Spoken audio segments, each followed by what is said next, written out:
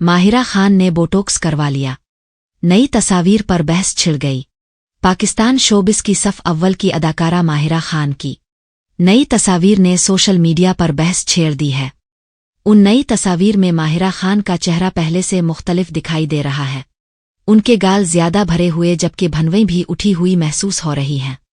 यही वजह है कि सोशल मीडिया पर अदाकारा के मद्दाहों और सारिफीन ने तबसरे शुरू कर दिए हैं। कुछ सारिकीन का कहना है कि माहिरा खान ने भी शोबिस की दीगर अदाकाराओं की तरह बोटॉक्स करवा लिया है, जबकि आई बरू भी लिफ्ट करवाई है, जिसकी वजह से उनके खदोखाल बदल गए हैं।